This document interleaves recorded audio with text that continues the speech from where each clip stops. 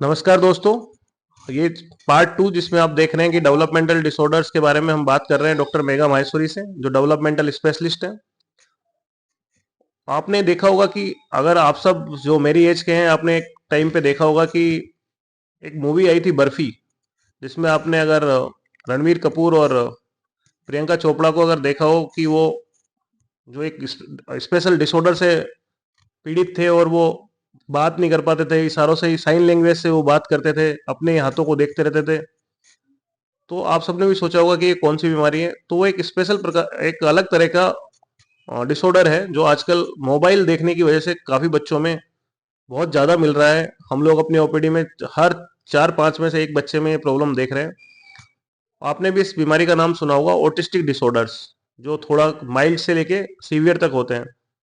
तो आज हम जानते हैं डॉक्टर मेघा माहेश्वरी से कि ऑटिज्म और ऑटिस्टिक डिसऑर्डर्स, ऑटिस्टिक स्पेक्ट्रम क्या है, और हम अपने बच्चों में इसको कैसे रिकॉग्नाइज करके जल्दी ठीक कर सकते हैं। एक ऑटिज्म जो है एक न्यूरो डेवलपमेंटल डिसऑर्डर है। ये कोई बीमारी नहीं है, ये एक तरह का डिसऑर्डर है जो जहां से ब्रेन डेवलपमेंट चालू हुई है बच्चे की, वहीं से उसके साथ चलता आ रहा है।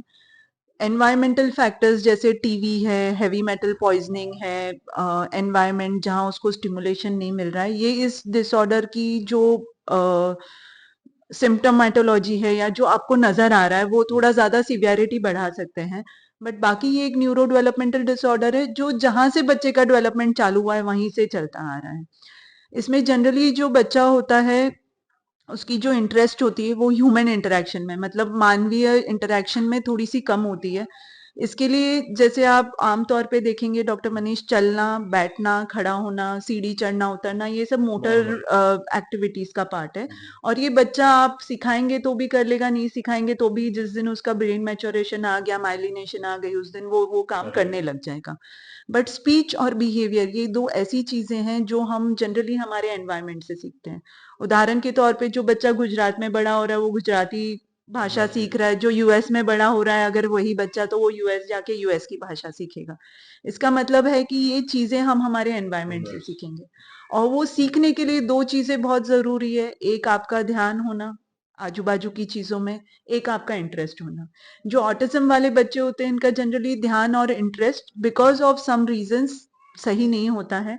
इस कारण वो स्पीच और बिहेवियर उस तरीके से नहीं सीख पा रहे हैं जैसा नॉर्मल बच्चे सीख रहे हैं।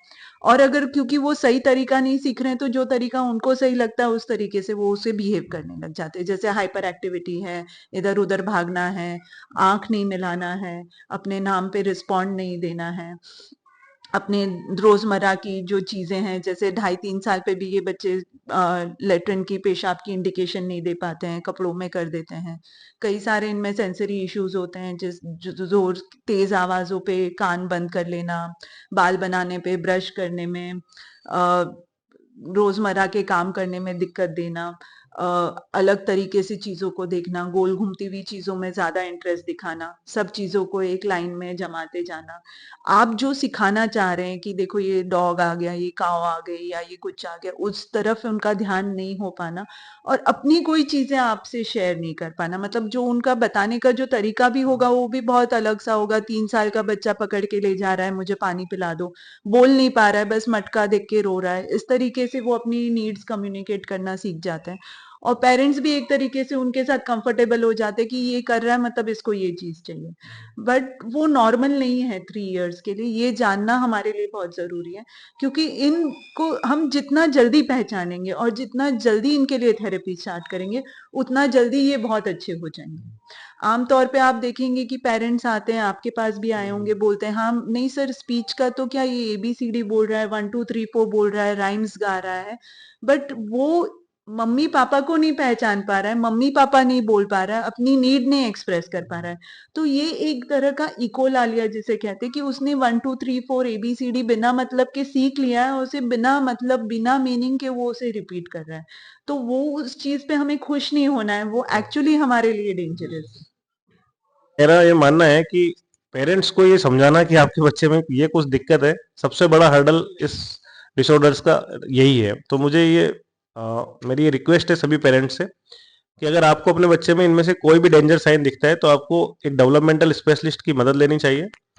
क्योंकि हो सकता है कि आपका बच्चा आपकी तरफ से सही कर रहा हो, लेकिन अगर वो चीज़ों को बाकी बच्चों की तरह नहीं कर रहा है, तो इसका मतलब है कि वो कहीं न कहीं उसके डेवलपमेंट में कोई इश्यू है।